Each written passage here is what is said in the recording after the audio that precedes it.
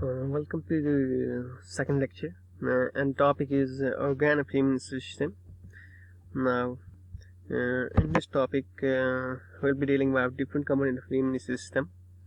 Now, we can see this bone marrow here present here. It consists of what pluripotent stem cell having capacity to divide into different kind of immune cells. Mainly, this lymphoid lineage and myeloid lineage. From lymphoid lineage. T cells, B cells, and NK natural killer cells are formed. And the general function of T cell is health suppression, cytotoxicity, delayed hypersensitivity, and memory. Now, B cell, that is related to antibody production, and natural killer cells, they just engulf the foreign pathogen, and by releasing some lytic enzyme they kill foreign pathogen. Now, next one, from myeloid lineage, monocyte. They help in phagocytosis, killing monokines, antigen processing, and presenting to different kind of cells. Now, next, neutrophil, that phagocyting and killing are the major function, and eosinophils are generally released during parasitic infection. That's so they are antiparasitic. Basophils, they help in hypersensitivity reaction, that immediate hypersensitivity and antiparasitic. And platelets, we all know that help in clotting, and erythrocyte for the exchange of O2 and CO2 between different body parts.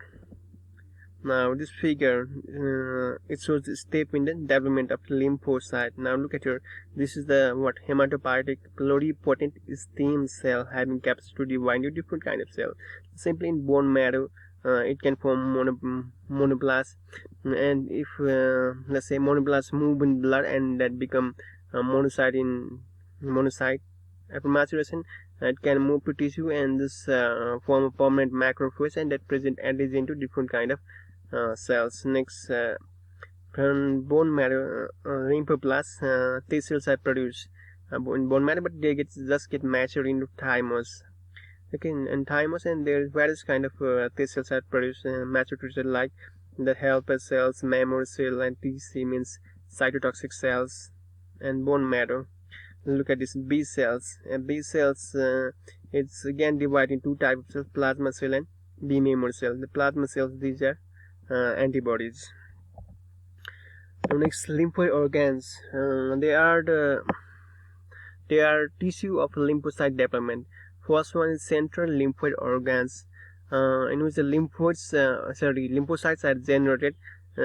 Include thymus and bone marrow. Next one is peripheral lymphoid organ, in which lymphocytes are maintained. Adaptive immune response are initiated that can lead to various lymph node, spleen, tonsils, etc. Once major lymphocytes leave the central lymphoid organ and migrate to peripheral lymphoid organ through the various kind of bloodstream. Now, these are the different kind of organ involved in the immune system that they help in maturation. They itself as a form and immunity. Different kind. Look at this tonsil, adenoids. Okay, different things occur here. The primary lymphoid organ. First one is thymus. It is the site of development and maturation for T cells. It is a flat and contains two lobes, bilobe organ, situated just above the heart, and each lobe is surrounded by a capsule and divided into lobules, which are separated from each other by a strand of connective tissue known as trabeculae.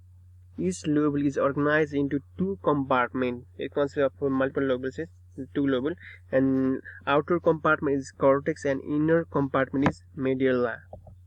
Now, cortex is densely packed with the immature T cells called thymocytes.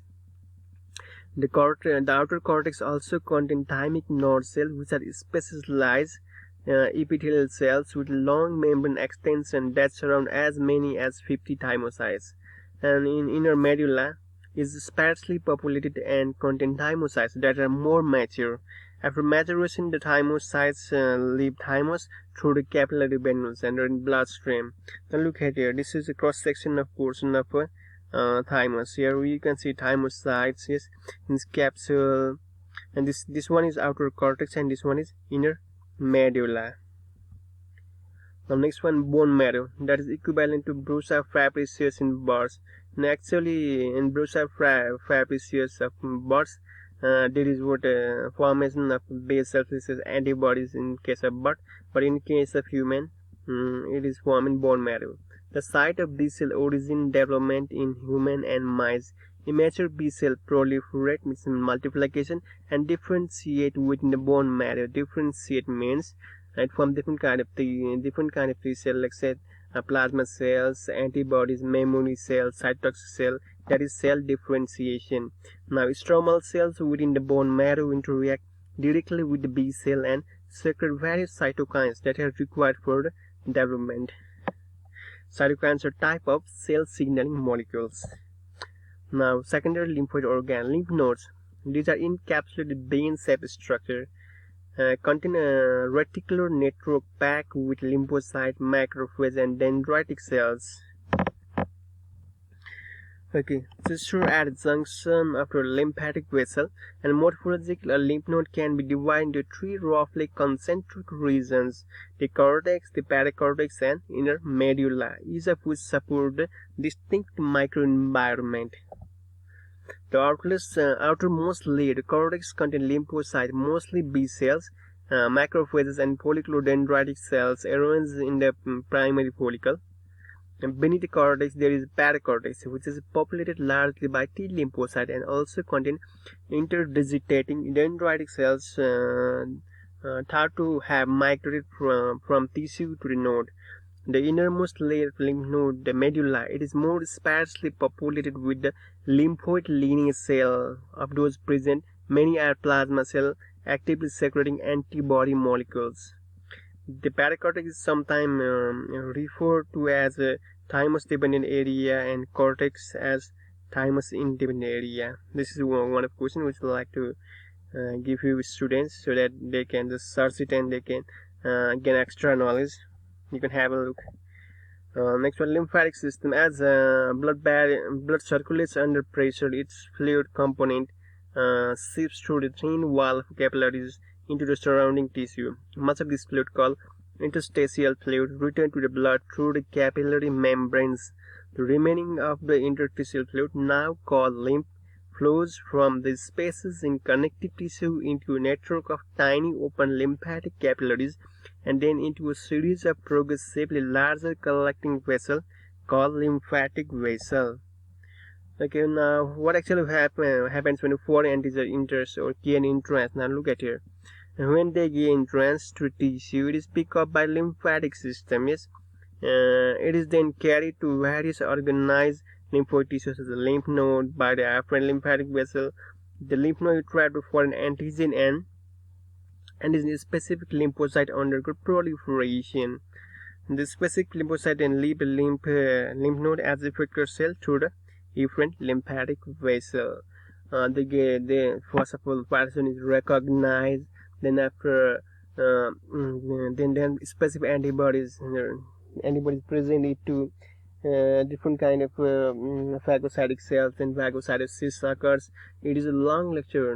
If you want to know more about it, you can just subscribe channel and you can look at through more videos where I have mentioned this specific topic.